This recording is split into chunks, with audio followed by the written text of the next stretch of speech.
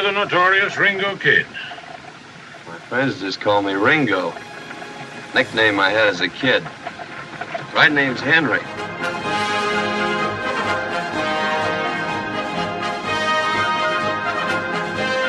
Olá amigos, está começando agora o episódio 84 do podcast Filmes Clássicos.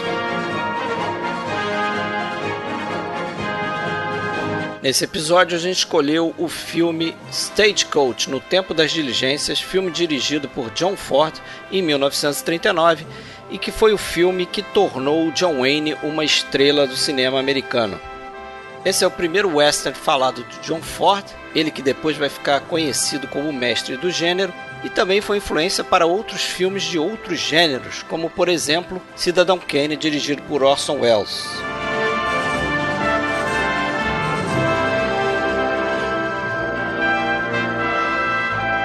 Só lembrando que aqui a gente não respeita spoilers, então veja o filme antes de escutar o podcast.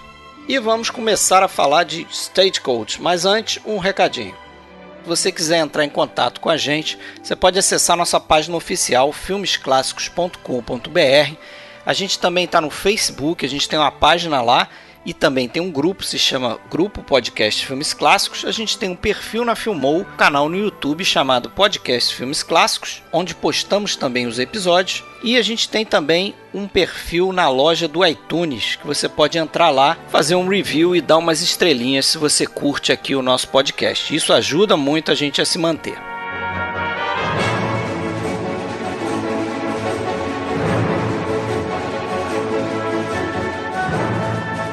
From the adventures of these American frontier characters, John Ford has created a truly great motion picture, Stagecoach, a drama as forceful and as true as The Informer, and as gripping as The Hurricane. Então beleza, galera, começando o podcast aqui. Hoje eu tô aqui, Fred Almeida, falando do Rio de Janeiro.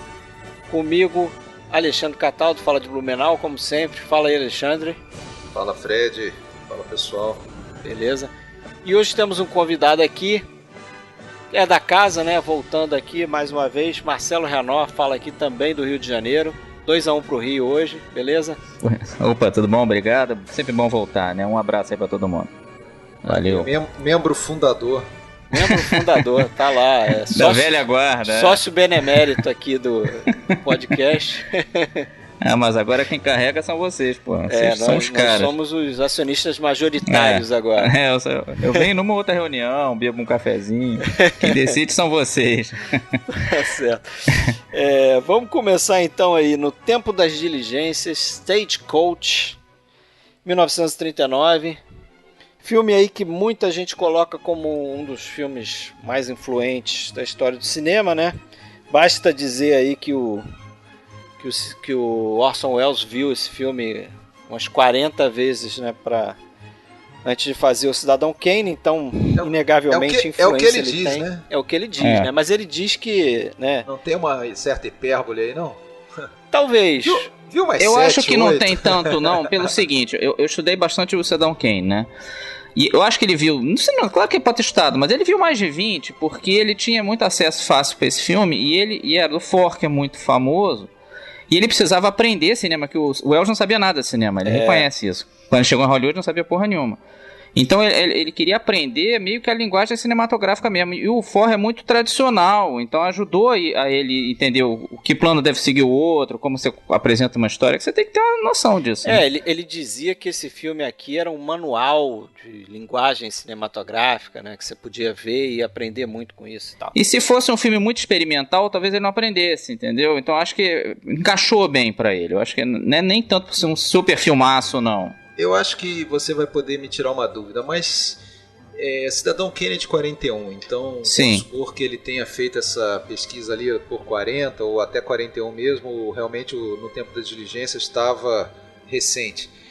Mas o John Ford, é claro que não como, por exemplo, o John Wayne, a gente vai falar disso, que despontou no Tempo das Diligências, apesar de já ter 80 filmes no currículo, a maioria B. Mas o John Ford já tinha uma porrada de filme também, fazia filme lá desde 1919, 17, sei lá. Mas também não era um cara, não era essa sumidade que que ele se tornou depois e que ele é hoje reverenciado, né? Em 39 também foi um filme que foi importante também para afirmar ele como um grande diretor. Mais ou menos, porque o Ford tinha feito aquele o Delator, que ganhou o Oscar de diretor, foi o primeiro Oscar dele, que na época era visto como um dos grandes filmes americanos de todos os tempos. Hoje em dia ele ficou meio para trás, né? Sim, é verdade. E é um bom filme, né? É um bom filme, eu também acho que ele ficou pra trás demais. Assim como era exagerado botar ele como... Tinha gente que dizia que era o melhor até aquela época, que é um exagero. Mas ele também devia ser mais lembrado, porque ele realmente é muito bem dirigido. É um filme bom de ver nesse sentido. É quase que um filme mudo em várias partes ali. Então, assim, ele tinha cartaz sim. Ele já tinha ganho o Oscar de diretor, ele tinha cartaz ele tinha um cartaz, mas não era, assim, uma unanimidade. Não era um super fera. Tanto é que ele teve que ralar um pouquinho pra conseguir filmar essa história aí do Ray Cox lá. Com certeza, mas em 39 ele pegou uma sequência ali que ele foi fazer uns 10 filmes quase que seguidos, que é tudo fera. Então ele tava entrando no auge dele. Eu acho que em um ano ele fez 5 filmaços, começando no Stagecoach, né? Depois Mocidade de Lincoln... Ao Rufar dos Tambores. A Longa Volta pra Casa. Vinhas da Ira, né? Vinhas da Ira e depois o Como Era Verde Meu Vale. Pô, são ótimos filmes. Pegou embalo, né? E que eu acho que é a melhor fase da carreira dele. Por mais que ele seja um grande diretor de faroeste e tal, realmente essa época ali ele bombou, cara. Ele era o melhor. Naqueles 3 anos ele foi o melhor diretor do mundo mesmo. Tá certo.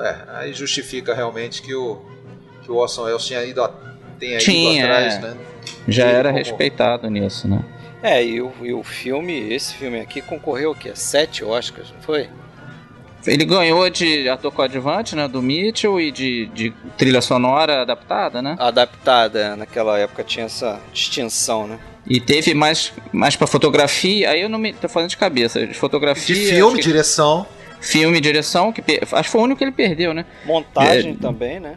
Direção de arte direção de arte e a fotografia que você já falou do Bert Glennon.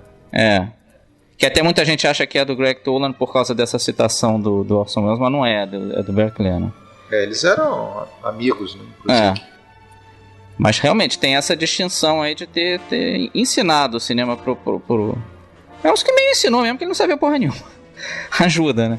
E aconteceu isso porque ele teve muito tempo, né? Ele teve 2 projetos que fracassaram até ele fazer o Kane. Então ele teve tempo mesmo de ficar revendo esse filme várias vezes. Faz sentido, sim. Não acho que nesse caso ele mentiu. Porque ele mentia muito em afirmações do Welles, não dá pra acreditar muito, não. Ele era muito caoseiro. Depois ele desmentiu, né? Várias no final da carreira. Se confundia também com algumas coisas que ele tinha dito. Ele não dava pra confiar, não. Agora, há quem diga que não só ele aprendeu com Ford, como ele deu uma melhorada em algumas coisas, né? Ele, por exemplo, é clássica a história daquela regra de 180 graus aí que o Ford passou por cima dela nesse filme. Detonou nesse filme, né? Naquela cena do ataque indígena, ele...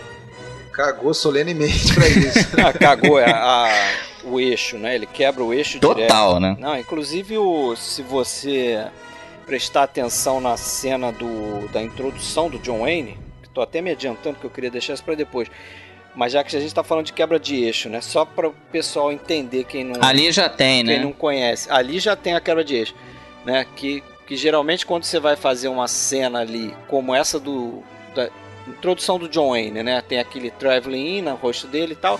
Aí depois tem um plano e contraplano, né? Aí só para explicar pro pessoal, geralmente o que você faz, né? A regra do eixo aí, manter o eixo da câmera, é você colocar um personagem olhando para um lado do quadro e o contraplano, o outro personagem está olhando para o lado oposto, né? Para fazer sentido, para dar sentido visual para a pessoa. Que um tá do lado do outro, né? Faz tá falando para ele. Visual. Ali naquela cena ele já quebra o eixo, porque os dois estão olhando para a sua esquerda. Né? Exatamente. Tem que complementar, um tem que completar o outro. Se os dois olham para a direita, parece que eles estão olhando para nada, pô. Não estão conversando. Nos inúmeros planos dentro da diligência, quando estão os 7 passageiros ali, você percebe ligeiramente, aí não seja ele não. Não, ali ele seguiu mais, ele seguiu mais, mas tem umas horas assim que, porra, um tá olhando pro outro, que estão sentados no mesmo banco, né? Então o cara tinha que estar olhando totalmente pro lado, assim, ele tinha que estar olhando totalmente pro lado, mas ele não tá olhando pro lado, ele tá olhando meio na diagonal, é como se ele estivesse quase olhando pro banco da frente, mas ele tá conversando com... Pois é, 20 anos depois, o aconteceu pessoal pelo da Novelle próprio Vague achou que reinventou a roda quebrando o eixo.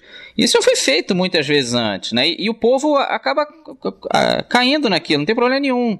Esse pânico que tinha de quebrar o eixo, no fundo a gente sempre entende, né? Não tem muito problema, não sendo uma coisa bárbara. Se você cobrir direito o espaço e dar uma noção de onde os personagens estão, você não se enrola com Eu acho que depende muito da ação que está sendo mostrada, né? Se é uma ação simples, que você consegue entender apesar disso, isso não é decisivo. Agora, tem casos que realmente pode confundir. Agora, naquela cena do ataque indígena, por exemplo, porra, ali não tem a menor dúvida. Ali tá né? liberado, tá liberado, exatamente. Ninguém vai achar que o índio tá tirando ninguém vai achar que a mesmo. diligência tá mudando de... ou que a diligência tá mudando de direção. Né? E ali Exatamente. eu acho que dá até uma impressão, você pode justificar aquilo ali da seguinte forma, dizendo que ele quis passar uma ideia de que, porra, é uma confusão, os índios estão de tudo quanto é lado. Não, né? e ali não é que ela aparece indo para um lado ou para o outro, tem um momento que aparece vindo para frente, na sua direção. Como que engolindo a câmera. Não, assim. mas aí passa, né? Vamos dizer. Agora tem uma justificativa ali também, técnica, que é o seguinte, eu li em algum lugar que em muitos planos daqueles cavalos caindo... Ah, sim. Que aliás se machucavam mesmo. Eles faziam a cena do cavalo caindo, às vezes com duas câmeras, né, com ângulos diferentes. Aí eles usavam... Depende do take que vai usar, né? O cavalo caindo repetido, mas com ângulo diferente, você não percebia, entendeu? Então, tinha o mecanismo lá inventado até pelo dublê lá, o Yakima, né?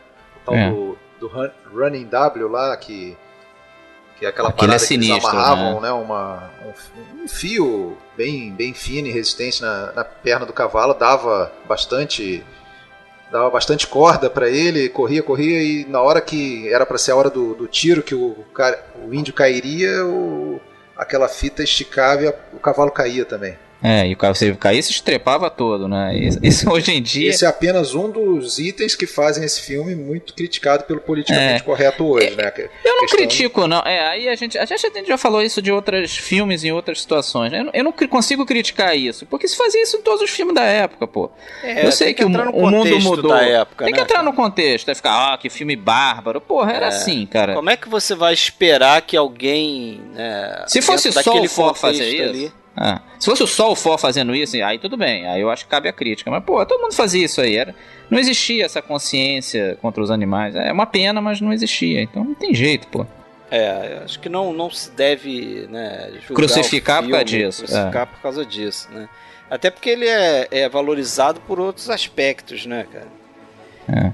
Então, é isso que eu acho que faz o filme ficar, né? Pô, se for pegar no pé dessas paradas aí, ferrou, realmente. Ferrou. Não vai ver quase nada.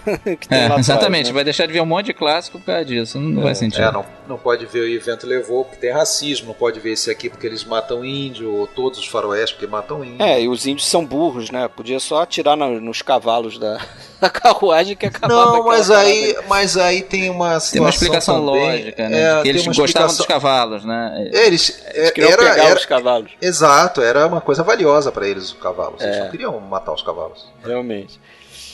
Mas diga, começa do começo. Vamos começar do começo aí. Como é que surgiu esse filme aí?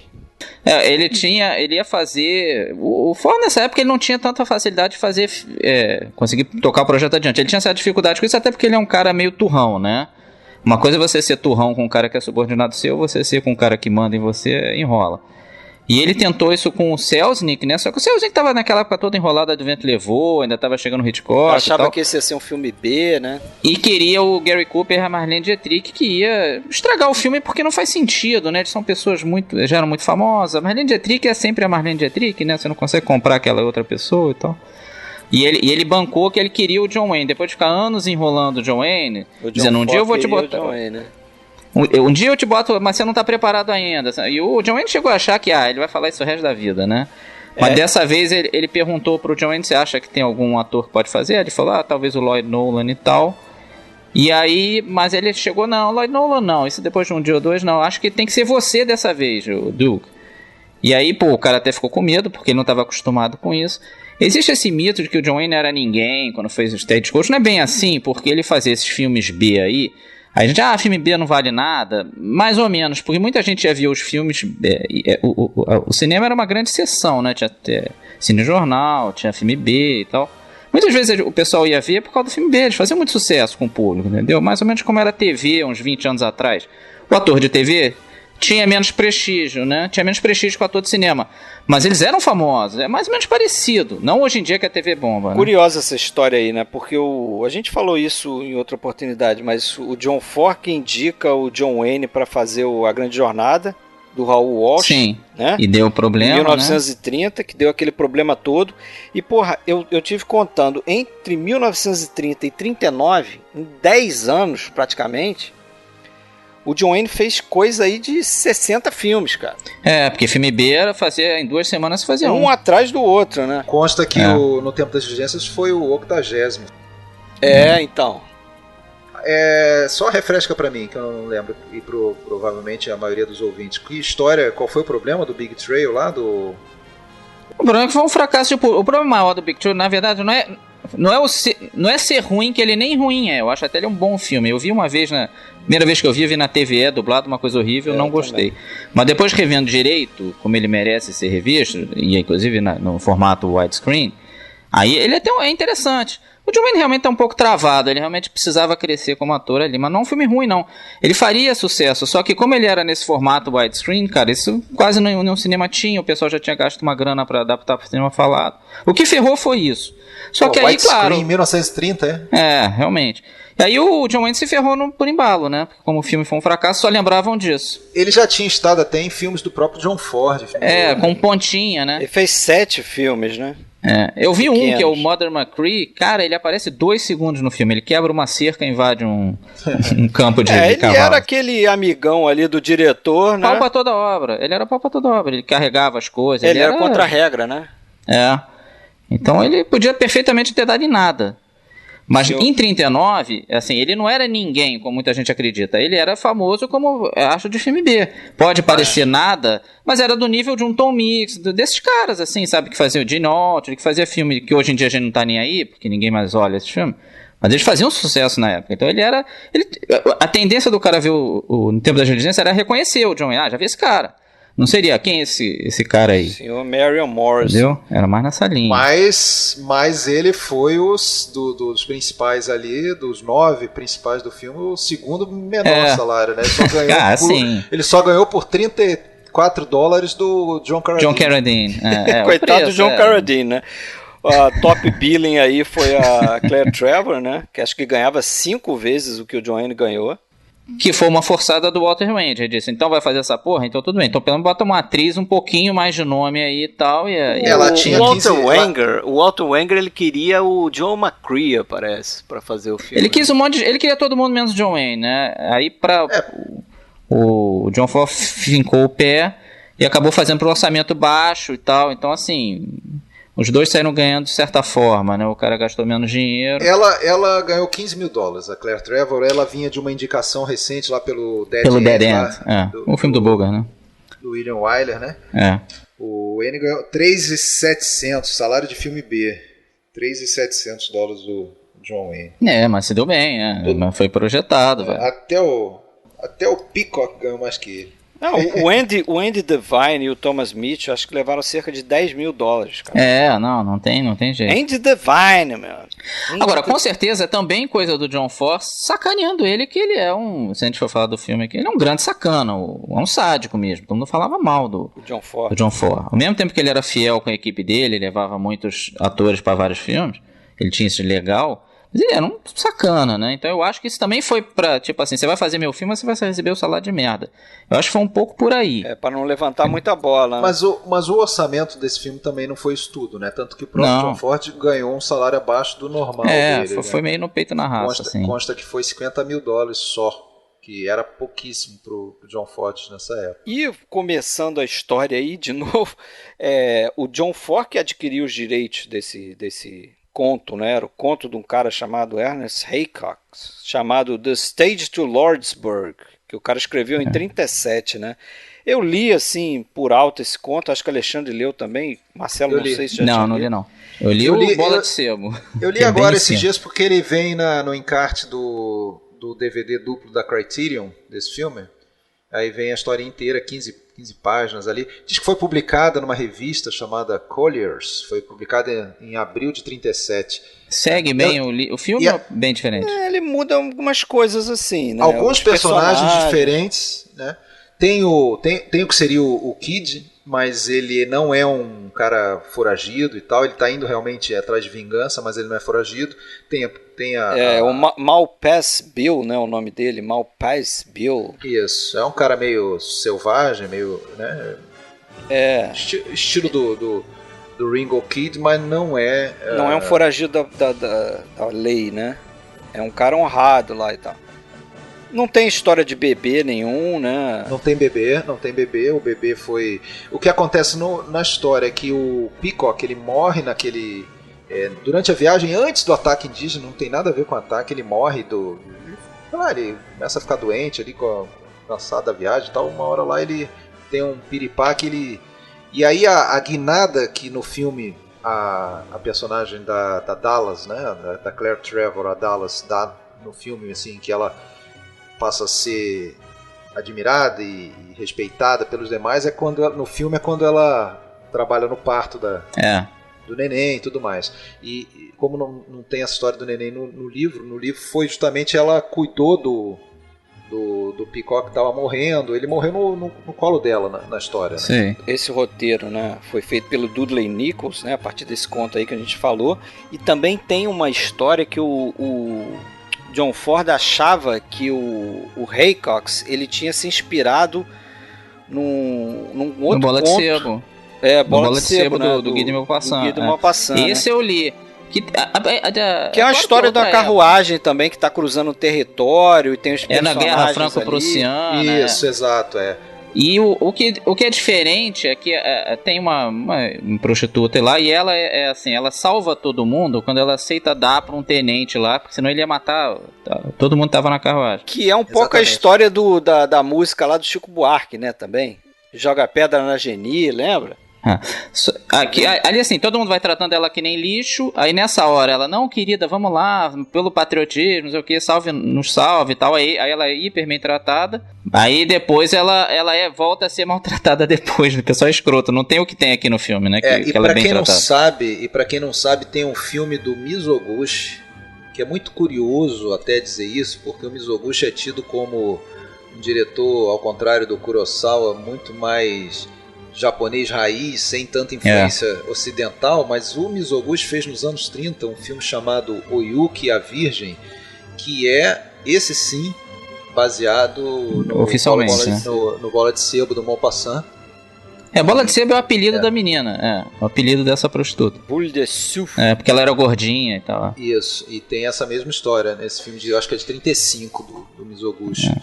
Então já tinha também influência europeia, de literatura europeia, né? No cinema japonês nessa época. Outro mito do filme, a gente tá falando do mito, falou do Wells aí. O outro é que ele renasceu o gênero do western, não sei o que. Todo jornalista repete esse troço, né? Sempre tem uma matéria do Tempo das Resistências que fala isso. Eu acho isso bizarro, forçado. Ele participou desse renascimento, mas eu não acho que ele foi o carro-chefe. Não foi ele sozinho. Sozinho, não.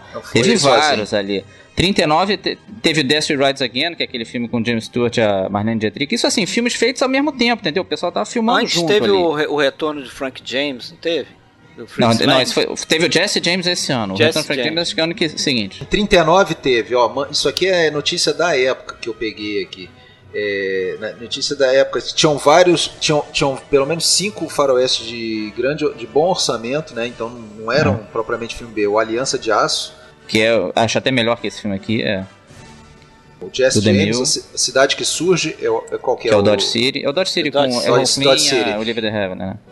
E o Amor de uma Espia, o Espiã.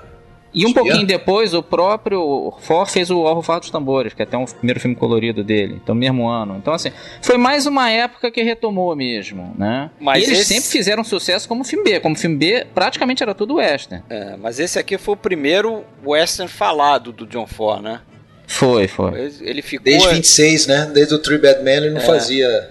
E entre, assim, essa época do começo do cinema falado e 39, teve alguns filmes de prestígio que fizeram sucesso também. O Billy the Kid, 1930, do King Vidor. o Hell's Heroes de 30, o Cimarron, eu acho que é o melhor filme, em 31, a Annie Oakley de 35 com a Barbara Stanwyck, o Último dos Moicanos de 36 com o Randolph Scott, isso tudo filme grande. O The Plainsman de 36 do DeMille com o Gary Cooper e a Jean Arthur. Então assim, não é bem assim que não tinha nada. Tinha poucos, mas não era tão morto assim não. Mas esse filme acabou... O problema era filmar em locação, né? Exatamente. Eu acho que o diferencial desse filme, até nessa história de ter criado o mito americano e tal, foi sem dúvida o Monument Valley, né? A locação que caiu no colo dele. E que é a marca assinatura do John Ford, né? A gente olha assim já...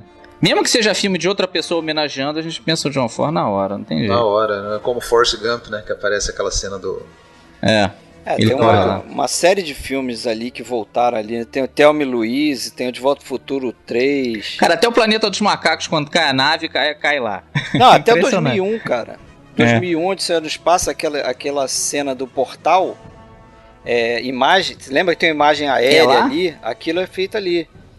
Você vê. Easy Marcou Rider muito. Também. Era uma vez no Oeste. E é muito né? bonito, tem os né? planos ali É muito bonito, é muito diferente aquilo, né? O Leone homenageia, né? Não Era Uma Vez no Oeste. Agora, sem dúvida, não sei se foi esse filme sozinho, a gente tá falando que não, e tudo bem, mas sem dúvida é um filme que já tem uma questão psicológica dos personagens, tem as histórias... Não é tiroteio simples, né? Pregressas, histórias pregressas dos personagens, tem uma seriedade, né? Um tom de comentário social, essa coisa toda que antes não era. Eu acho que isso pra mim, isso é o principal do filme, porque a história acaba que depois é uma história, tudo bem, na época talvez não fosse assim, mas acaba sendo banalizado depois, né? Apesar de ter dois clímax, você pode dizer assim, duas coisas acontecendo na história que causam a tensão da história, você fica, né, esperando aquilo acontecer, que é o que a gente escuta ao longo do filme, que o Jerônimo, né, tá atacar, por ali e tal, e cuidado com o Jerônimo e desde a primeira índios, cena, né, os caras logo no começo, desde o começo, e tem a história própria do John Wayne tá cruzando ali o território para resolver lá o acerto de contas lá, né? Matar a família dele e tal. Ele fugiu da prisão para poder se vingar dos... Então, assim... Mas eu acho que o que faz o diferencial é isso mesmo, né? Esse cuidado com os personagens e... Pô, você vê os 15 primeiros minutos são aquele tempo tomado pra gente... conhecer um pouco dos personagens, né? E é muito bem feito, né? Rapidinho ele apresenta um monte de gente ali. E você fica sabendo por que eles estão pegando aquela carruagem, né? Todo mundo tem uma motivação ali. A Lucy, que é a mulher que vai ter o bebê depois, a gente não sabe que tá grávida, né? Mas tem Puta que pariu, isso aí eu acho que é mal feito. Eu acho que isso aí é a grande bola fora desse filme, né, cara? O quê? Ela ter o bebê ou o fato da barriga dela não ela não tem barriga nenhuma, hora nenhuma do filme. Ela tá pra ter o filho, exatamente. A Nagra... tá com 9 meses praticamente. E não existe envolvimento nenhum. É quase como se falasse assim, olha, eu preciso que a Dallas vá ajudar a dar a luz ao neném, mas assim... Fora isso, não precisa falar de neném antes, nada. Porque ela não tem nenhum sintoma, ela não tem nada. E ela própria não se envolve em nada com o neném depois. A mulher passeando de carruagem no Velho Oeste, não passa mal, não enjoa. Não, pô, o bebê mais tranquilonaço de ter, né, cara? Não deu um pio, cara. Não deu um pio ela no parto. Assim, vai ter o bebê, e saiu pela porta. Ali acho que faltou um pouco de... né, faltou de muito ali. Mas aquilo ali é quase uma cena necessária mesmo pra gente ter a guinada da Dallas pra mudar tudo, do filme como um todo, né? Que aliás eu acho que é a personagem praticamente central da história. É mais que o Ringo, eu também acho. Não à toa foi top billing ali, né? Porque todos os outros personagens são avaliados por nós, né? Pela maneira como lidam com ela, né? Ela tá no centro da parada. Não, e a relação, né, dos outros personagens com ela é muito visual, né? Você vê, né, diversas cenas onde o pessoal tá olhando para ela, alguma coisa troca que ela tá fazendo, né? Troca de olhares. Tem aquela cena famosa do almoço ali do pessoal, né? Que ela senta na mesa, Aí o John Wayne senta também. O John Wayne chama ela pra sentar Puxa na mesa. a cadeira, né? Puxa a cadeira como pra ela se fosse sentar. uma dama, porque o John Wayne, né? o personagem de John Wayne é inocente, né? Primeiro eu fiquei me perguntando assim, ele sabe que ela é uma prostituta e ele é um cara que trata todo mundo Não tá igual, nem ou aí? ele é realmente Não, ele não sabe, cara. Eu acho que ele não sabe não, até ele o não final. Sabe. Acho que no final fica claro que ele não sabe. Mas isso é porque o cara foi preso com 16 anos pra 17, que ele fala no filme. Isso. Ele tá na prisão, ele não conhece porra nenhuma. E ali naquela cena, cara, tem um dos que eu acho um dos melhores diálogos no filme, que ele acha que o pessoal tá rejeitando ele. Isso, é muito boa, muito boa. Aí ele manda algo assim, tipo, eu acho que você não pode sair da cadeia e entrar na sociedade no mesmo dia, né? Looks like I got the plague, don't it? No, it's not you. Well, I guess you can't break out of prison and into society in the same week. Please. Ou ele tá protegendo ela, né? Fica meio ambíguo. Porque ele também pode estar falando isso pra dar uma liberada na barra dela, né? Mas eu acho que ele não não acho se que toca, não, cara. realmente. Se você olha não com cuidado... Se você olha com cuidado. E repara que no final ele vira pro... Quando ele acha que depois de acertar contas lá com o... Esqueci o nome do Plummer. Lá do, Luke Plummer. Com o Luke Plummer. Ele acha que daí o xerife vai levar ele preso, né? Que é o que estava mais ou menos combinado. Então ele vira pro xerife lá e fala assim, ou antes até de acertar contas, ele fala, não, leva ela lá pro meu rancho, não sei o que, tarará. Isso aqui não é uma cidade para uma mulher como ela, porra. Não. Não, e tem a cena que ele descobre que ela é prostituta, é uma coisa bem sutil também, porque eles vão caminhando... Não, porque tinha que ser, né? Não, mas eles vão caminhando e ela chega num lugar que dá pra ver que é um, né? De baixo nível. Baixo nível, um prostíbulo, uma região ali onde tem as profissionais ali. E aí ela se vira e fala, você tá vendo onde é que eu moro? É aqui e tal. Aí ele reforça, né? Fala, não, mas eu continuo, né? Eu te pedi em casamento. Fala algo desse tipo, assim, né? E ali você sabe que ele entendeu qual é a história. Eu também acho que no fim ele deu uma pegada, ele entendeu um pouco também. Talvez não tudo, mas ele entendeu que ela fez coisa que não devia ter feito, no mínimo. Assim. Ele aceitou ela, né? Fica claro que ele aceitou ele. Mas é claro que se encanta ela também, né? O fato dele não julgar e tal. Claro, isso é o que fisga ela, né? Porque aquela cena dentro da carruagem que a Lucy quer beber água e o personagem do John Carradine lá, do jogador lá, o Hatfield, pega o copinho. Pega um copinho de prata e dá pra ela. Aí o John Wayne fala, e você não vai oferecer pra outra dama? Né? Aí você vê que ela já olha pra ele de forma diferente. Já tinha feito isso antes, né? Quando teve aquela votação, aliás, sempre ali uma tentativa de linkar com, acho que um tom político, aquela coisa, né? Na América é assim que a gente faz, olha só, vamos votar. Tudo democrático, quer ficar, né? E aí eles perguntam primeiro pra Lúcia, depois já vai perguntar pra outra pessoa, ele fala, não vai perguntar pra outra dama antes, aquela coisa toda. Agora tem uma coisa que eu acho que o John Ford faz de legal nesse filme aí, entre outras coisas, é trabalhar com esse negócio do estereótipo, né? Tem muito arquétipo, né? Isso aí. Você vê que tem muito arquétipo e ele meio que... Alguns personagens ele muda o estereótipo e depois ele volta. Por exemplo, o personagem do Thomas Mitchell, né? O Doc Boone. O bêbado, né? Ele tem aquele arquétipo do bêbado, não sei o quê, mas ele tem uma cena onde tem uma pequena redenção dele, né? Ele vai ficar sóbrio para fazer o parto. A personagem da Lucy, ela tem um determinado momento ali que ela começa a valorizar a personagem da Dallas, né? Depois do parto e tal, porque ela foi cuidada pela Dallas e tal.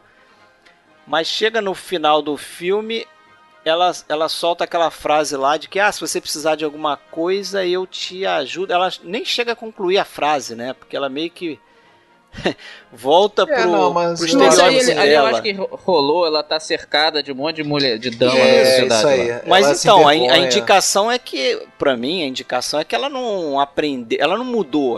Acho que ela agora mudou, que ela sim. tá na sociedade... Eu acho que ela mudou sim, ela não pôde ser tão corajosa. Mas aí o que ela mudou então?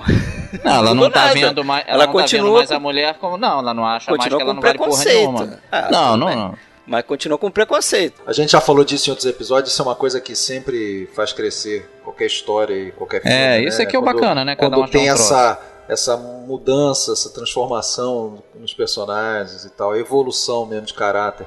E outros, né? O próprio xerife, né? Que é todo durão, e aí no final ele opta por uma justiça mais humana, sei lá.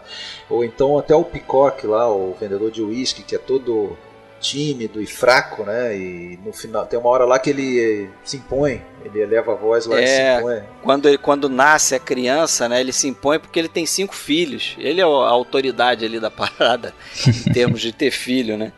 E tem uma mudança também, engraçado, o pessoal fica chamando ele de reverendo. E tem um momento lá na frente também que ele fala algo que você espera de um padre, né? Porque ele fala algo do tipo, vamos um pouco de compaixão aqui com as mulheres e usar um pouco da nossa fé cristã, e fala um negócio assim. Aí ali ele meio que vira um padre ali, né? Que é o personagem do Donald Meek. Tem cheio de atores aí que a gente reconhece, né, cara? John Carradine é um daqueles recorrentes do John Ford, né?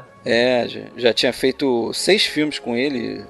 Fez o Furacão, fez o Prisioneiro da Ilha dos Tubarões. E no final eu acho que é o único que morre, né? Dos principais ali é o único que morre, né? Acho que sim, ele né? Morre justamente naquela cena em que o banqueiro é preso, mas tiro de misericórdia, né? O banqueiro é preso, não. O Peacock ele é ferido, mas ele. Mas não morre. Ele não morre. É interessante aquela cena que ele vai. Quando ele morre, o John Carradine, a gente não vê, né? Fora do quadro, a gente só vê a mão dele soltando a arma. Ele vai dar um tiro de misericórdia na Lucy para ela não ser violentada pelos índios, né? Provavelmente. Isso remete ao Nascimento de uma Nação, que tem uma cena idêntica, né? Isso era comum, né? O pior das humilhações é a mulher branca ser estuprada. Aí no caso seria pelos negros e tal. Ou por qualquer um que não seja branco. Aí o pessoal prefere matar ela ou a si mesmo. E ela tudo lá menos rezando em transe, nem percebe, né? Aquela cena é legal também, né? Mas também ali foi um clichêzão, né? Eles estão ferrados sem munição, aí chega a tropa na cavalaria tocando a corneta. Mas até que ponto isso era clichê na época, né? Porque, por exemplo, tem uma coisa no final, naquela cena final, que hoje é um baita de um clichê. Mas na época certamente não era. Que é logo depois do duelo. O cara chega andando. Tem isso aquela coisa, você não tem a resolução do duelo. Aí o plano seguinte é o vilão entrando no bar como se estivesse, né, normal. Aí daqui ele dá alguns passos e cai no balcão, quer dizer, porra, o vilão morreu. Era meio clichêzão, assim. Eu não gosto desse final. Eu não sei se vocês... Eu acho um anticlímax ferrado esse duelo, que ele só se joga no chão, dá 2 tiros, né? A elipse do... 3, né? Ele não você mostra, passa o filme inteiro esperando aquilo. Cara, mas... na hora... não tem quase nada. Mas aí que eu gosto, acho... cara. Eu acho muito legal, ele não mostra, a gente só escuta os tiros. Mas eu quero ver. Eu vi filme mas inteiro. aí que tá, se você olhar o conto ele se resolve mais ou menos da mesma forma. O conto se resolve, né? Um parágrafo no final, e é só através da Lucy escutando os tiros e na expectativa de que o cara morreu ou não morreu, entendeu? Parece que ali são pequenos obstáculos para ele terminar com a Dallas, né? Primeiro esse, depois aí tem aí matou os irmãos lá, agora vem o xerife que vai empreender, aí resolve aquilo também no final. É verdade. E até você vê que ele segura a aparição do John Wayne até o último momento lá, porque quando ele encontra a Dallas, depois que teve o duelo, ele aparece de fora da câmera. Você só vê a Dallas assim reagindo, ele tá chegando não sei o que, e de repente ele entra no quadro de costas. Então ele... ali eu não sei se dá pra falar que é quebra de eixo, mas naquela hora que precede o duelo, me incomoda pra caramba aquilo, que você vê os irmãos vindo num sentido, e aí muda o plano, e aí vem uma sombra vindo pelo outro lado, aí você acha que aí é o John Wayne, não, mas são os irmãos mesmo, como se ele tivesse feito uma curva, assim, porra. Ficou meio Incomoda estranho. pra caramba. Mas eles, quando eles vêm de frente, assim, então o John Wayne andando e os caras lá no fundo, aquele plano, eu acho muito bacana. Aquele Por isso que dá plano. uma certa decepção que eu... Porra, não mostrou o duelo. Não tem o contraplano, né? Não tem Eu sei que é contraplano. válida uma opção do cara, mas realmente sempre me decepciona, assim, Mas porra. isso não... Esperava mais. Eu gostei do plano. Até porque ele bota a câmera baixa ali, né? Já preparando o movimento dele de pular e dar os tiros, né? Agora, é inverossímil aquilo, né? Porque, bom, pra começar... Ele ia não sei- perder a mira. eu não sei qual é a regra da porra do duelo, mas assim, quer dizer que 3 contra 1, beleza. O único problema é se levasse a espingarda, que não podia levar. Só podia ser no revólver, porra. Que mesmo assim o Tá. cara ganha, a menina joga lá de cima. Ele vai ela- Mas o John Wayne espingarda. pode ter o espingarda. O cara que tá com um... Outra pode coisa estar me com a incomoda espingarda. qual que é a voz, qual que é o poder que o médico tinha pra dar voz de prisão pro cara lá se ele saísse com a espingarda, né? Mas tudo bem, beleza. Não, acho E que aí- ele quis dizer o seguinte, se você usar a espingarda, você testemunha aqui que foi um assassinato, entendeu? Algo nesse sim, sentido. beleza. Agora, e porra, 3 contra 1 e os 3 andam juntos, praticamente É colados. feito isso, não Quer faz dizer, sentido. Tipo, ó, Eles não pode fizeram facil- que nem o final do Matar ou Morrer, né? Cada um pra um lado e se tal. espalham, não, vamos facilitar pra você, ó, cada um, Mas eu acho, cara, eu fico com a impressão de que esse duelo final tudo bem, poderia ter sido melhor feito, sim, mas é meio que uma desculpa. Por isso que eu digo que eu acho que o mais importante é essa questão dos personagens, entendeu? Não, claro que é. você sabia que um dos atores ali é um dos 3 do Three Bad Men lá, que tinha sido o último faroeste dele em 26. Um daqueles 2 irmãos dele, que só aparecem ali também. É o que tenta atirar no gato a Isso, 40 isso. centímetros de distância e erra. Não, Os caras ali já é Eles uma... são Por fracos, isso que eu né? acho que não é importante.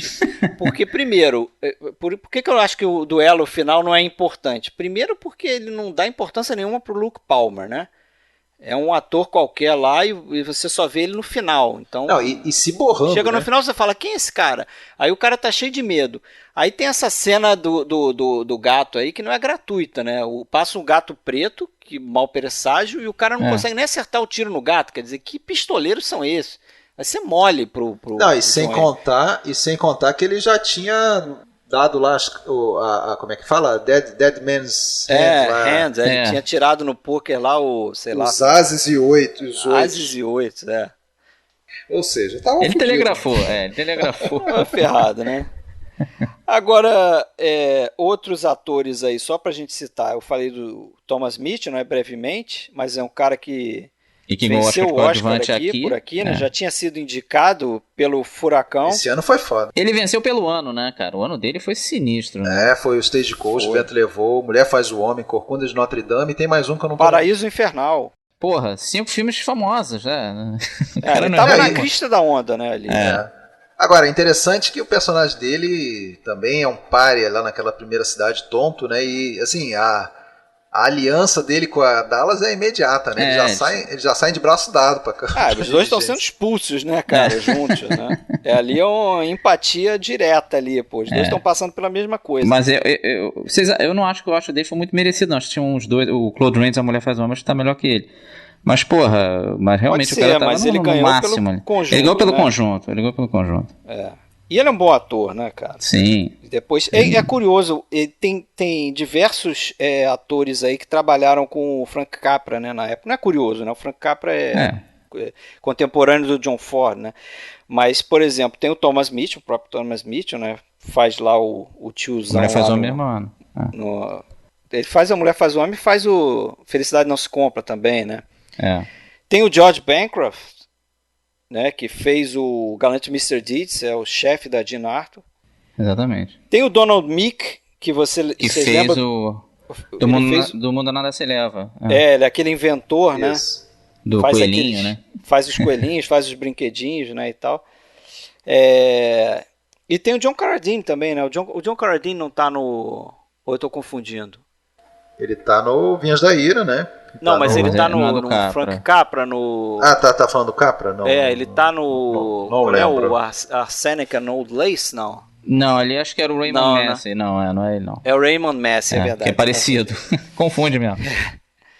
É isso aí. E tem o Tim Holtz também, né? A participaçãozinha Tim aí. Holtz. E a personagem da Lucy, né? A gente já falou, não tinha barriga, né? Aquela coisa toda. Louise Platt. E ela tinha uma carreira legal na Broadway, né? Pelo que consta e tal. Até essa escalação das duas atrizes já foi meio que na linha dos próprios papéis, né? Ela era talvez mais respeitada como atriz, se bem que a Claire Trevor mais ligada assim começou de baixo ao cinema, né? Aqueles filmes B, já tinha feito papel de prostituta, aquela coisa toda, né? Então já tinha essa ligação com mulher da vida, né, nas telas, enquanto a Lucy era mais a Lucy não, a Louise Platt, né, que faz a Lucy, era mais ligada a essa coisa de mocinha, né, de mocinha pura e tal. Se bem que ali, não sei se ela é tão pura assim, né, mas tudo bem. Agora, talvez outra coisa que o Wells pegou do Ford foi esse negócio de fazer poucos planos, né, planos às vezes, claro que não na linha do Cidadão Kane, mas às vezes longos e tal. E ele era tipo meio que o Hitchcock nesse sentido, ele cortava na câmera, ele não ficava filmando besteira. Então ele tinha bem certeza ali do que ele fazia. Né? E ele era econômico para não ser sacaneado, que ele reclamava mesmo, eu sou muito sacaneado na época da edição. Que a edição hoje em dia, quem tá ouvindo a gente de repente não tem noção desse passadão, mas a edição muito raramente ficava na mão do diretor, quase sempre era alguém do estúdio que tocava, e às vezes o cara nem ia lá. Então você perdia meio que o controle da coisa mesmo. Então, o diretor que filmava muito a cobertura, que é fazer vários takes e tal, de vários ângulos, a tendência desse cara perder o controle na edição era grande. Se ele filmava só o necessário, o cara da edição não tinha muito o que fazer. Tinha que montar daquele jeito. Tinha que montar daquele jeito. Agora, diversas outras coisas que eu acho, né? Achismo meu, que o Orson Welles tirou aqui como lição, né? O uso de câmera com ângulos baixos. Ângulo né? baixo, com certeza. A gente lembra daquele plano lá do Kane, depois daquela eleição, né? Que ele perde. E a gente lembra que ele furou o chão para botar a câmera ali e tal. Então, exagerar, né? Ele estava fazendo uma outra visão ali daquilo ali. Mas eu acho que talvez a ideia tenha tirado daqui. A filmagem de teto também, né? Também tem aparecendo direto. O John Ford usa muito teto aqui, que também foi uma pequena complicação pro Burt, né? O diretor de fotografia. Para iluminar de fora para dentro, né? Ele tinha que iluminar pelas janelas e tal, porque pra galera ter uma noção, por que não se dá o teto no cinema, né? Porque no teto é que tá a iluminação. A iluminação, né? Tá aquela e os microfones também. E os microfones, né? O boom e tal. Outra coisa também, questão de posicionamento de câmera, né? O Alexandre já falou. O uso da linguagem cinematográfica mesmo. Em alguns planos a gente vê aquela coisa da profundidade.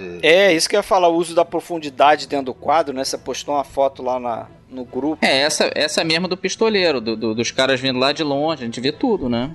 Outra que eu gosto muito é no corredor, depois ali, naquela noite em Apache Wells, onde depois do parto ele tá com uma lamparina, ou ela, não sei. A Dallas, né? Ela vai dar uma volta lá fora. E aquilo é muito legal. Aquele corredor, a gente vê sempre outra trademark aí, né, do John Ford, aquela coisa das portas, né? Ou portão, ou portal, ou enfim, qualquer enquadramento ali de entrada, e a gente vê uma ação acontecendo pela porta, né? Isso acontece em vários momentos desse filme. E ali também, depois ela sai, a gente fica vendo ele no corredor e ela passando pela porta. E é muito, muito bacana. Agora, esse cara era bem respeitado, né? Esse Bert Glennon, apesar de não ser muito falado. Pô, o cara trabalhou com John Ford, com Cecil B. DeMille, só com um nego linha dura e perfeccionista, né? Não podia ser um diretor de fotografia fraco, não. Não, ele fez um Underworld, ele fez Underworld 27, um dos filmes que teve primeira fotografia no ar, mais ou menos, né? Claro que é um pouco forçado, mas ele tem uma carreira rica, ele vinha desde o cinema mudo. Eu acho até que essa galera que veio do cinema mudo, tipo o Hitchcock, o Ford, até o Ford reclamava do cinema mudo, ele não era desses caras saudosistas, não. Ele achava que dava muito trabalho pra você contar uma história sem... Apesar de ele não gostar muito de usar diálogos, mas ele achava muito trabalho, você tinha que ser muito criativo pra contar. Mas realmente é um pessoal que valoriza um pouco mais a composição, né, de quadro. Ele não se escora no diálogo, né? Eles o pessoal naturalmente treinado no cinema mudo, né? No cinema visual. Tem até a historinha, rapidinho, só pra emendar aí, tem a historinha da Louise Platt, né, com John Ford, que ela teria chegado pra fazer o personagem dela com sotaque da Virgínia, né, que o personagem é da Virgínia e tal, e aí o John Ford teria chegado nela e falar: não, ó, eu quero que você não fale muito, eu não quero que você venha com sotaque, não tem nada de sotaque aqui, você vai falar normal e tal. Ela falou: pô, mas tá no roteiro. Porque ela era da Broadway. Aí o John Ford falou: não, mas o roteiro que vai ser filmado é o meu, né, entre aspas, né, não o do Dudley Nichols lá, o que ele escreveu. Eu vou mudar e vou fazer da minha forma. O pessoal falava que ele arrancava a página na frente de todo mundo, assim, isso aqui o pessoal não vai falar não, ele rasgava, assim, ele era sinistro nisso. Cara sutil, né? O Nugent, né, que depois seria roteirista em parceria com John Ford em alguns filmes, ele dizia isso, dizia que independente de quem era o roteirista que assinava lá, que era acreditado, o roteiro era sempre do Ford no final. O roteiro verdadeiro era sempre do Ford. O Dudley Nichols ele já tinha trabalhado, né, com o John Ford também, ele já sabia disso provavelmente. Ele ganhou um Oscar pelo Delator, né? E foi inclusive a primeira vez que recusaram o Oscar, né? Foi o Dudley Nichols lá, porque tinha problemas por causa de de sindicato, né? Academia e tal, mas parece que depois, em 38, ele pegou o Oscar de volta, né? Porque tinha passado já a greve e tal, ele aceitou. Aceitou, né? Cara, sabe que existe Lordsburg mesmo, né, no Novo México. Perto existe, ali da né? Tá pretendendo Arizona. Visitar, não? Não deve ter nada, né, em Lordsburg, não deve, né? deve ter mudado tudo, não faz muito sentido. O Monument Valley eu acho viagem. Agora, o Monument Valley... Aí já rola, aí quem puder. Você foi? Rola. Você foi ou não? Não, mas tá nos planos. Tá na lista, né? Tem um hotel, tem apenas um hotel que fica dentro, porque ali na verdade é um parque tribal navarro e tem um status de nação, como se fosse uma nação dentro dos Estados Unidos. Então, imagino que sejam em outros parques indígenas, né, de parques indígenas demarcados oficialmente lá. Então, para entrar lá, você paga uma taxa, né, seria a FUNAI deles lá. Com certeza. E lá dentro tem um único hotel, que é um hotel, inclusive, administrado também pelos navarros, né? Aliás, assim, né, a tribo lá é navarro, mas eles, como fizeram aparecem inúmeros faroestes, eles dublaram, entre aspas, todas as tribos possíveis. Então, ali no filme são os Apaches, mas, na verdade, a gente vê os navarros lá da região. E aí, tem um único hotel lá que, porra, é de cara, todos os quartos desse hotel é de cara ali pra mesa ali, né? Não tem o nome? A mesa e aqueles 3 mittens que eles falam ali, que são aqueles que mais aparecem muito no Monument Valley, perto do Ford Point. Então, e dali parte tudo é perto, assim, onde você faz uma rota lá dentro de carro e tal. Tem outros hotéis que ficam fora do parque em si, né? Então, você teria que andar um pouquinho para chegar, mas também não é longe. Agora, o problema é que o Monument Valley, ele não é caminho para nada, entendeu? Não tem nada lá. Para você chegar lá, você vai ter que andar 300 quilômetros a partir da cidade grandinha mais próxima, uma Fênix da vida, uma Albuquerque, você vai andar cerca de 300 quilômetros só para ir lá. Você não vai, eu vou daqui para outra cidade, no caminho eu vou parar no Monument Valley. Não, você vai para lá e depois vai ter que voltar. Ficar lá, né? Você pode se hospedar, vale a pena, eu acho, por causa é interessante lá ver o pôr do sol e ver o nascer do sol. Que lá é bonito, né? Independente da parte de cinema, é bonito e com a variação da luz ao longo do dia, né? Você tira foto de tudo que é jeito lá, né? E, enfim, mas é no meio do nada. E, aliás, vamos falar um pouquinho do Monument Valley, né? Porque, assim, esse lugar não existia para o cinema, né? Os faroeste, como você já bem falou, ele era feito em estúdio, né? Em backlot lá, né? E tal. E aí tinha um camarada lá, um americano que se estabeleceu, resolveu morar lá, gostou do lugar e conseguiu fazer uma certa amizade com os índios lá e montou uma cabaninha e ficou morando lá, um tal de Harry Golden, né? E esse cara, principalmente ali depois, quando teve a quebra da Bolsa 29 e tal, no início dos anos 30 foi muito duro assim, a situação de pobreza dele próprio, dos índios ali da região. Enfim, sim, não tinha renda, não tinham nada, né? Não tinham renda de nada. Então, nessa época também ele tinha um fotógrafo alemão que estava fazendo, um tal de Joseph Munch, estava fazendo uma série de fotos aí em diversos lugares dos Estados Unidos e dedicou uma bela sequência de fotos ali no Monument Valley e tal. Então ele contratou esse cara assim, para fazer uma porção de fotos bacana, pegou essas fotos, entrou no carro, foi para Los Angeles, o Golding. Ele teve uma ideia, né? Ele teve a ideia ele pensou, porra, isso aqui serviria de locação para os faroeste, né? Então ele foi atrás não que nunca tivesse sido filmado nada lá. Teve uma outra coisinha, né? Já teve, mas não era assim, até porque era longe, né? Como a gente falou, não tinha estrada asfaltada. E era isso que o Ford gostou. Né? Então ele levou lá para Los Angeles, diz que ele chegou para falar com o Ford e ele sabia que estava sendo,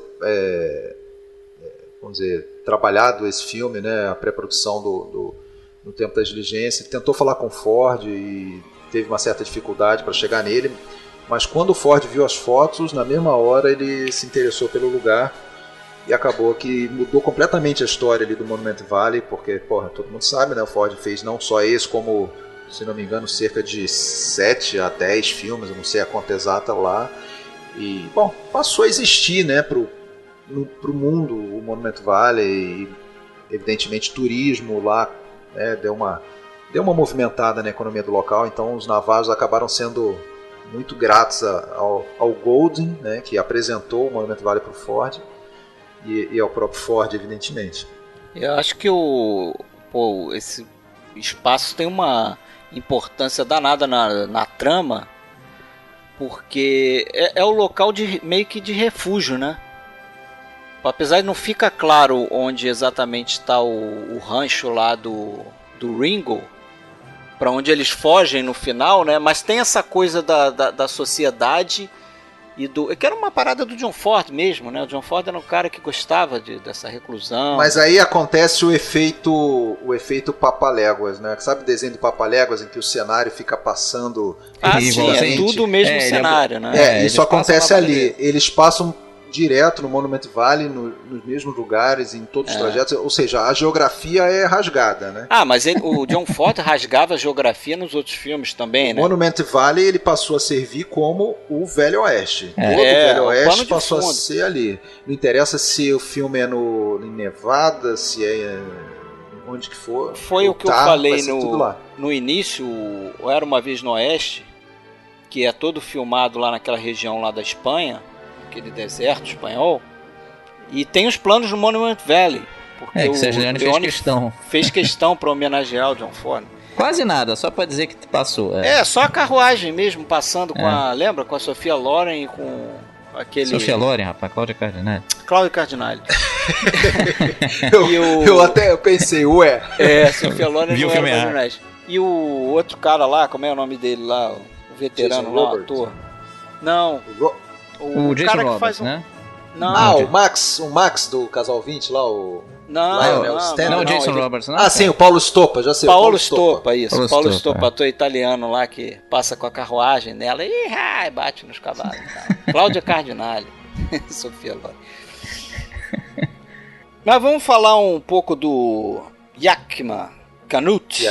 Yakima Canute é o... Edward Canute, o nome dele. Enos Edward Canute. O apelido dele era Yakima. Uma lenda entre os dublês, né? O dublê mais famoso, acho, da história, esse cara. O cara era ex-campeão de rodeio, amigo do Douglas Fairbanks, e ele fazia uns filmes com o John Wayne, né? Esses filmes B's. Aí ele conheceu o John Wayne num filme... Ele tava em alguns, ele fazia dublê pro John Wayne em alguns, né? Ele fez em 32 um filme chamado Águia de Prata, e aí os dois ficaram amigos. Ele ensinou o John Wayne a cair do cavalo direito, né? Sem se machucar e tal. Ele ganhou o Oscar, não foi? Eu acho que um especial. Eu acho que, pelo que eu li, foi o único dublê a ganhar até hoje, né? E o cara fez uma porrada de coisa ali na época, né? Ele foi dublê do Clark Gable naquela cena do incêndio em Atlanta, do Vento Levou. Era ele. Diz que ele tá na corrida de biga do Ben-Hur também? Ele organizou, né? Ele dirigiu as cenas de dublê, ensinou pro Charlton Heston e pro... Eu acho que o filho dele, que era dublê também, aí ele trabalha na cena do Ben-Hur. Na cena do Ben-Hur, né? E essa cena que ele vai pros cavalos, aí a carruagem passa em cima dele, foi até homenageada no Caçadores da Arca Perdida, né? Com o caminhão, né? Isso. Ele passa o por Steven baixo Spielberg do caminhão. fala isso, que foi de propósito mesmo. Mas Foi aquela pra- cena é muito bizarra, né, cara? É. Porque você vê que é uma pessoa que tá passando ele por baixo. Não, um aquilo é bonecão. sério. Não é computador, não. É. E depois Até tem a o- cena O também Ford que ele... filmou, aí até o Canuto perguntou pra ele, aí, pegou? Aí ele, peguei, mas também se não tivesse pego, eu não ia fazer mais isso não. Uma vez só na vida, porque o Ford que não Uma era vez só. disso, ficou com medo. Foi sinistro. Grande chance da merda ali, né? Podia Aquela ter cena morrido bizarra. E tem uma outra cena que ele pula, né? Aí ele tá fazendo dublê pro John Wayne, não pra um índio qualquer. Que ele pula de um cavalo pro outro, né? Numa linha de cavalo pro Ele pra também, outro. exatamente. Sim, ele Aí- vai indo até o da frente pra pegar Pra conduzir, né? a rédea. Aliás, isso é uma coisa que fica mal explicada, né? O Andy Devine ali, o Buck, ele é ferido e tal, e depois tá tudo certo com ele, não aconteceu nada. Quando chega foi lá aquele Não, ele tá com o grande braço na raspão, chipóia, né? cara? é o famoso rapão. Ah, o Raspão. Agora, aquela sequência do confronto com os índios, porra, é muito bem montado aquilo ali, cara. É a Porque montagem... Apesar é feito da em quebrada de eixo, locação, é feito em locação e estúdio, né? É um Porque- pouco dos dois, dá pra ver. Dá pra ver, mas a coisa flui bem. Flui bem. É uma boa cena A até cena do hoje. lado de fora e pra dentro da carruagem, né? Porque dentro da carruagem é estúdio, É evidentemente. estúdio. Mas a coisa você não perde ali, você não tem uma sensação de que, né? Teve uma ruptura Eu só ali. tenho uma cena que pra mim quebra, que é exatamente quando eu apresento o John Wayne, que é aquela entrada do Astro, né? Vou fazer esse cara.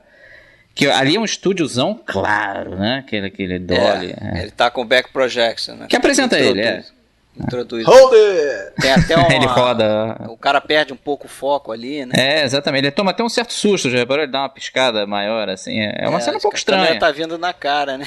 É Ela- estranho, é estranho. Mas essa Ela cena tem- esse plano é que tirou ele do do anonimato pra história, né, do cinema, né? Tirou do purgatório. Presta estrelado. atenção nesse cara. É bem por aí, Pois né? mas aí nisso eu acho que ajudou muito o roteiro, não sei se é o roteiro do Nichols ou se foi decisão do Ford fazer desse jeito, porque... Não, porque no roteiro do Nichols não tá escrito isso, né? O roteiro Não, literário, ele não, não... não, mas não é nesse sentido que eu tô falando. Eu ia dizer o seguinte, você falou que nos primeiros 15 minutos de filme temos a apresentação das personagens sim, e tal. sim. Depois que tá todo mundo apresentado, a viagem já iniciou. Sim. Aí tem isso eu acho que foi o destaque pra Nichols. ele, né? Eu acho que foi E aí isso, foi o tem- Nichols. Aí tem todo o destaque pra ele, né? Porque é diferente. No conto, o John Wayne é mais um cara na carruagem junto com todo mundo lá. Isso. Ele chega junto e com todo mundo. E até no filme O ele vai personagem ser do John também. Isso é que é interessante. No próprio filme ele também, depois ele não chega a ter esse destaque todo. É claro, ele tem a história paralela dele que depois vai dominar.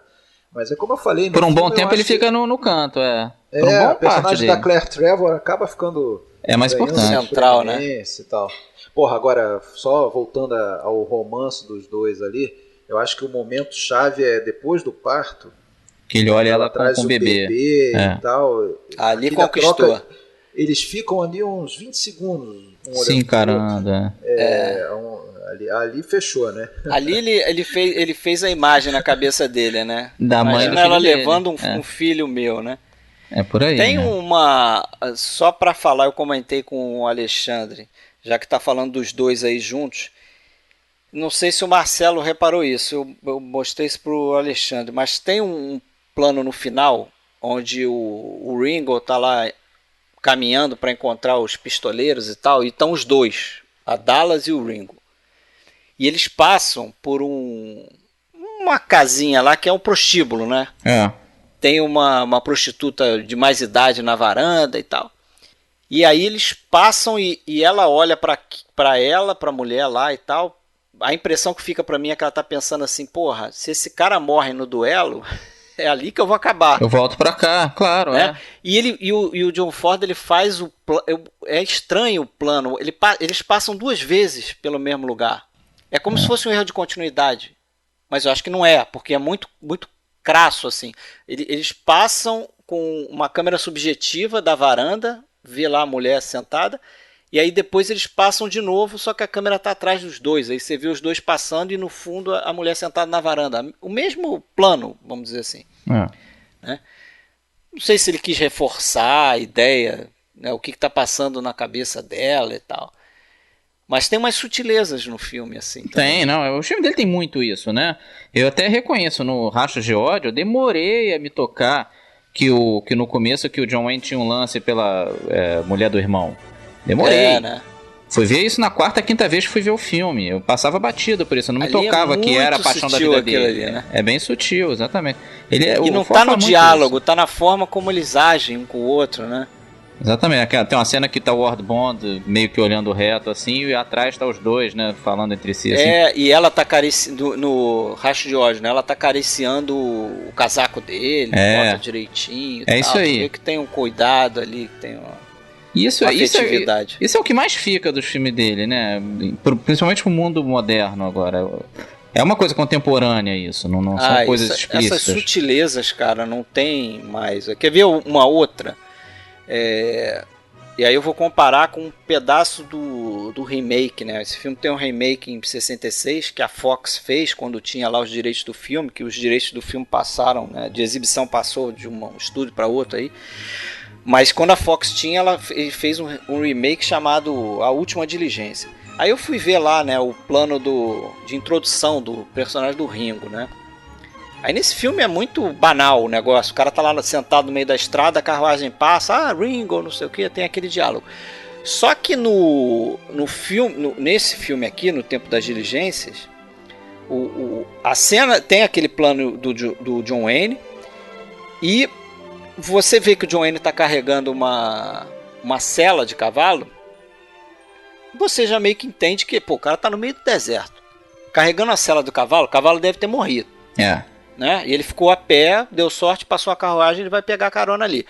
E aí tem até um diálogozinho que ele fala rapidamente que o cavalo slain, né? O cavalo estava ferrado, sei lá. No remake, o personagem do Ringo já começa dizendo, estou indo para não sei o que, encontrar os irmãos Plummer e meu cavalo acabou de morrer, sei lá o que, já explica tudo, entendeu? Muito falado. Patético. Eu vi um pedacinho no YouTube mesmo, só pra saber da Fora outras coisas, né? Só pra quem Fora que o ator é ridículo. O ator é medíocre, horrível. O tal de Alex Cord. Cara Alex que nunca Cord. mais fez nada. Ali nesse filme a prostituta é a Anne Margaret, a mocinha é Stephanie Powers, futura Jennifer Hart. Isso. O Curly é o Van Heflin. O vendedor de uísque é o Red Buttons. Os coadjuvantes são bons, os coadjuvantes bons, pô. O médico é o Bing Crosby. O médico é o Bing Crosby, parece legal. Eu gostei do pouco que eu vi. E o Robert Cummings faz o banqueiro, né? Mas tudo que é ruim pode piorar, né? Pode. Aí eles resolvem... Versão pra TV em 86... Ele falou do que é eterno no cinema dele, esse lance da sutileza. Em compensação, eu acho que a comédia nos filmes... Até acho que aqui nem muito, não. Mas a comédia no filme dele eu acho que dá uma envelhecida. Quem é mais novo vai ver os filmes antigos do Ford, geralmente é a parte que não gostam, né? Rastros de Ódio tem muito isso, né? Tem umas cenas de comédia que comédia nesse filme... o tempo todo o cara bebendo em cima do outro. Né? O Buck, principalmente, né? Que fica repetitivo, sozinho, né? Fica repetitivo, ele toda hora indo na bebida do cara. Mas não chega a matar, não. Mas é um pouquinho. Mas o Thomas Mitchell ele é agradável. Né? Ele é um a figura dele. Então a gente não liga, né? Te passa. Te matou, né? Ele é engraçado. Eu gosto. Fala. Não, a coisa engraçada só, falando do Thomas Mitchell, é que ele ganhou o Oscar em cima do Harry Carey, né? Em cima de outros também, mas ele ganhou do Harry Carey, que estava concorrendo para A Mulher Faz o Homem. O Harry Carey era um ator do John Ford e amigo, né? Então, de alguma forma, o John Ford deu uma rasteirinha no Harry Carey lá, né? Tirou o Oscar dele. Se aqui é pra ele, né? Gosto daquela cena do Donald Meek lá, o Peacock, quando eles estão em Apache Wells e chega a mulher do mexicano, aí, que é uma indígena, né? Ele uma selvagem. Ele levanta desesperado. É minha mulher. Não, mas ela é selvagem. Realmente, ela é meio selvagem. Mas era assim que se falava no passado, assim, por mais que coisa absurda, era assim que era, cara. Eu acho que a nossa tendência politicamente correta tá começando a querer reescrever o passado. Daqui a pouco vai todo mundo se amar no Velho Oeste. Porra, não era assim. Um grupo tinha ódio e tinha... Porque os indígenas também eram racistas em relação aos brancos. Eles se achavam superiores, achavam os brancos uns lixos. Era assim, era triste, mas era assim. Se você pegar a filmografia do John Ford, depois ele mesmo vai mudar um pouco isso. Né? O tempo foi passando, exatamente. O Cheyenne Alton lá, ele faz um já filme é bem melhor, né? Não, esse filme aqui No Tempo da Diligência talvez seja o filme do faroeste do John Ford em que os indígenas são mais planos, né? Não tem muita profundidade. É um grupo ali que a gente não sabe direito qual a motivação, só tem um plano que aparece. Eu até entendo, porque ele já tá tratando um monte de personagem, ainda tratar dos índios nem dá tempo também. Só uma ameaça meio... uma ameaça meio... Mas não vejo, eu não vejo nesse filme desprezo pelos índios, eu não vejo. Eles são um inimigo, né? Mas não vejo assim, eles são inferiores, eu não sinto isso. Não dá muita atenção, né? Não Aliás, importa. Agora, falando nisso, plano do Monument Valley, eu acho o plano mais legal aquele que tem como é que fala? Tem a tomada de todo o vale, terminando aí, no final dá uma acelerada e acaba nos índios. No Jerônimo ali, né? Que eles estão naquele Ford Point ali, Aquele é muito legal. Eu lembro. Eles estão lá em cima, Sabe né? qual que eu tô falando? Olhando pra eles, né? Isso. Pra lá pra baixo, não é isso?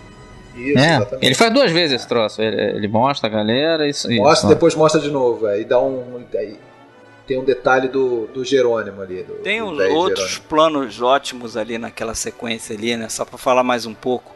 Tem um que eu acho muito moderno, que é a câmera começa nos índios, eles estão com o cavalo a toda.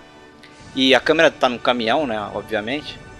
E aí a câmera vai acompanhando os índios no cavalo, não sei o que. Daqui a pouco entra no quadro a carruagem, o John Wayne tá em cima, no teto, que é bacana. Com uma arma, né? E a câmera chega a ir pra frente da carruagem, se eu não me engano, assim. Acompanhar a ação toda. Pô, um filme de 39... Porra, as cenas de dentro da carruagem da diligência são todas no estúdio, né? Mas acho interessante aquela na hora que eles vão atravessar o rio, né, que a câmera fica montada em cima da diligência, né? O único problema é que ali aparece claramente a sombra da própria câmera nas costas do Andy Devine ali. Ali eles deram um vacilo, né? Mas isso aí, no fundo, quem repara são caras como a gente, cara. Que o povão não Mas eu repara acho que eles coisas, se preocuparam um pouco com aquela sombrinha ali. Porque se você olhar o plano da carruagem mesmo, quando não é o plano da câmera em cima da carruagem, é o plano da carruagem passando no coisa, tem o John Wayne atrás, assim. Então, é meio que o John Wayne tá justificando aquela sombra, entendeu? Não, incomoda a equipe, né, a ele mesmo e pra cinéfilos, assim, a maioria das pessoas não vê essas coisas, não. Se não for uma coisa muito absurda... Mas aquilo foi uma sacação legal, né? Botar a câmera em cima da carruagem. Claro, não, e aquilo foi do Yakama Kakanuto, né? Ele que ensinou como passar porque o Ford já ia desistir. Tipo, não vou conseguir filmar isso. Aí ele, não, peraí, a gente bota troncos embaixo, com ocos, e com o ar dentro deles faz a carruagem não afundar, porque se aquilo ali atolar, ferrou, né? Ninguém mais tira. Ele conseguiu, botou trilho embaixo d'água, o Ford foi... bem grato ao cara por isso. E o Ford não era grato pra ninguém. Canuto era sagaz, hein? Era sagaz, era safo, né? E agora tem mais alguma coisa? Aquela parte final do filme toda, depois que eles chegam em Tonto e tal, aquilo ali, alguns veem até, eu tendo a concordar, quase uma homenagem ao cinema mudo, porque tem pouquíssimos diálogos ali, muito poucos diálogos ali eu acho que nos últimos 18 minutos ali, depois de muita conversa dentro daquela diligência, e em Apache Wells e tudo mais, ali naquele momento que eles chegam ali, tem muito pouco, né? A partir dali quase nada. E funciona muito bem, né? Do final, eu só não gosto de ter sido muito rápido o duelo. Fora isso, é muito bonito aquilo. Eles andando pela cidade, a troca de olhares dele com a Dallas, aquilo ali é muito legal, pô. Bom encerramento pro filme. Vocês têm mais alguma coisa aí? O filme foi um sucesso, né? De público e crítica também, né? O Walter Lang ficou feliz, né? Foi o filme mais lucrativo dele até então. Não à toa concorreu aos 7 Oscars aí, né? Que a gente falou, né? Ganhou 2. E interessante também que a cópia que a gente tem, né? Que sobreviveu, é uma cópia restaurada do positivo que o John Wayne tinha. Isso foi legal, porque né? O negativo foi perdido. Perdeu, né? Foi perdido. Em 1970 o John Wayne emprestou lá, parece que não tinha nem usado aquela cópia dele. Nunca passou num projetor a cópia dele. Nunca foi usado. Aí eles pegaram e fizeram um negativo a partir daquela cópia ali, daquele positivo dele. E graças ao Sr. John Wayne, tá aí o filme, né? Não que a gente não teria o filme, não é nesse nível. Mas a gente teria uma cópia pior. É mais isso. A cópia não tá... Não tá 100% não. No Blu-ray, né? Não tá 100%, mas tá aceitável. Mas tá legal. Um filme de 39. Acho que só falta dar uma ressaltadinha enquanto o João Forra era um sacana. Eu acho que esses diretores antigos hoje em dia estão ferrados, né? O Hitchcock assediava a mulher o tempo todo no set, não ia conseguir mais filmar. E o John Ford não era nessa linha de assediar, não, mas ele era um escroto. Ele, com esse lance do John Wayne, por exemplo, teve uma hora que ele chamou o John Wayne no canto e mostrou umas cenas pra ele. Geralmente eu não fazia isso não, o John Wayne achou legal e tal. Aí perguntou, o que você achou? O John Wayne só elogiou 1000 coisas. Não sei se vocês conhecem essa história. Não. Aí, você não tem nenhuma crítica, John Wayne, você viu um monte de cena. Não, eu só achei que o Andy Devine tá meio falso ali, mexendo nas rédeas, ali, conduzindo a carruagem. Isso eu não achei muito legal. Mas assim, a única coisa que ele falou mal. Aí o John Ford na mesma hora parou, gente, peraí, para tudo, chega todo mundo aqui, não sei o quê, porque parece que o senhor John Wayne tem uma crítica a fazer o ator Andy Devine, cara. Coisa escrota, né, cara? E que isso aí ele fazia todo o filme, cara, principalmente ator novo, quando... Isso me lembrou. Ele fez com James Stewart, ele foi muito... Isso me lembrou uma sacanagem dele também com o Bogdanovich. Bogdanovich foi entrevistar ele, tinha 20 e poucos anos. No Directed by John Ford, ele bota o John Ford no Monument Valley, é legal aqui. Ele então era novo, 20 e poucos anos ali. E como é que foi? Ele acompanhou uma filmagem de uma determinada cena, e aí o John Ford no final perguntou pra ele o que você achou. Ele não sabia muito bem o que falar e aí falou alguma coisa do tipo parece que foi difícil, hein? Ele falou alguma coisa assim. Bom, aí o John Ford ficou olhando pra ele assim com uma cara meio de comentário escroto, assim, uma coisa desse tipo. E aí todas as cenas seguintes ele acabava, corta, já virava pro Bogdanovich. E aí, essa te pareceu difícil? O negócio era não falar nada. Com o James Stewart... Ele é um cara muito durão, né, cara? A própria... Ele era escroto, cara. Ele não era durão, não, porque eu vou contar outras. Do James Stewart, foi no Homem que Matou o Facínora. Ele fez a mesma coisa. O que você tá achando do filme e tal? Aí ele só... O que você acha do Woody Strode nessa cena? Aí o Strode era um ator negro, né? Ele falou, não, aí ele no cantinho, assim, falando baixo, ele até nem sabe porque falou, eu tô achando só que ele tá parecendo um pouquinho Uncle Tom aqui, sabe, tá um pouquinho... Foi Uncle Tom, não, Tio Remo, que era aquela história que os negros odeiam, né, como seria um negro passivo em relação à escravidão, né?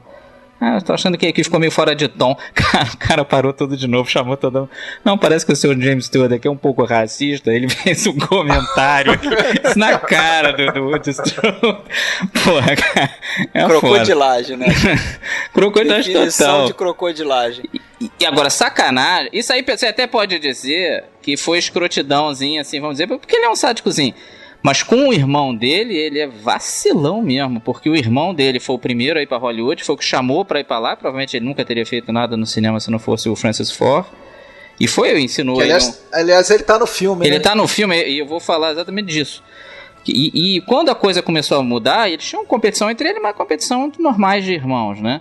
Quando o John Ford começou a ter mais peso no cinema e o Francis Ford foi se apagando, ele só usava o Francis Ford para fazer papel quase sempre idiota, sem fala, e ainda ficava sacaneando o irmão na frente de todo mundo o tempo todo. Porra. Como é nesse filme, né? Como é nesse filme. Faz um papel idiota, da primeira parada lá em... Desnecessário, né? O cara não precisa estar ali. Ele fica rindo das bobeiras do Thomas Mitchell, do lado. Pra quem não sabe quem é o Francis Ford.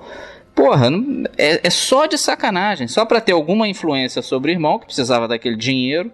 Ele ficava sacaneando o cara, não só nesses papéis pequenos, mas durante a filmagem sacaneando o cara, humilhando e fazendo brincadeiras, fazendo porra. Ou pra quem quiser conhecer melhor o John Ford na frente das câmeras, ver aquele documentário do Bogdanovich lá, pra você ver como ele era... Ele era um cavalo. Nojento, né? Ele era um cavalo. Muito bom diretor, falava quase mas realmente... nada. Né? O cara aceitou fazer um documentário e fazer uma entrevista, e aí quando... abre câmera lá, começa a filmar, não sei o que, o cara faz a pergunta, ele dá uma pergunta meio atravessada, meio... Tipo, não, acho que até que... como é que você veio pra Hollywood? Num trem, porra. Como é que você fez como é que você filmou essa cena? Com uma câmera? Porra. Isso é um cara que tá babando o ovo dele, né? Você tá fazendo um documentário sobre a pessoa, que já se aposentou. Não, e um diretor jovem, né? Você pode ali passar a bola pro cara. Uma coisa muito legal, né? Pô, que tomara que todo mundo passe por isso. Tá no fim da carreira, vem uma pessoa nova e fica te elogiando e tal. Aí o cara ainda vem e é um cavalo. Se é um cavalo com uma pessoa que é estúpida, eu entendo. Agora, com uma pessoa que tá sendo legal, porra. Parece o Jerry Lewis dando entrevista agora. Outro, me lembrou bem. Recente, antes de morrer ali, tem uma entrevista. Então não dá entrevista, bastante, né? Você tá sem saco, então não dá, porra. Aí tudo bem. Cara, cansaram da fama. Mas é isso aí, galera, então. Próximo episódio a gente volta com o xará do Marcelo. Ou, né, o Alexandre vai dizer que não é xará porque é Marcel. É em francês. Então já Marcel mudou. Carnet, a gente vai fazer...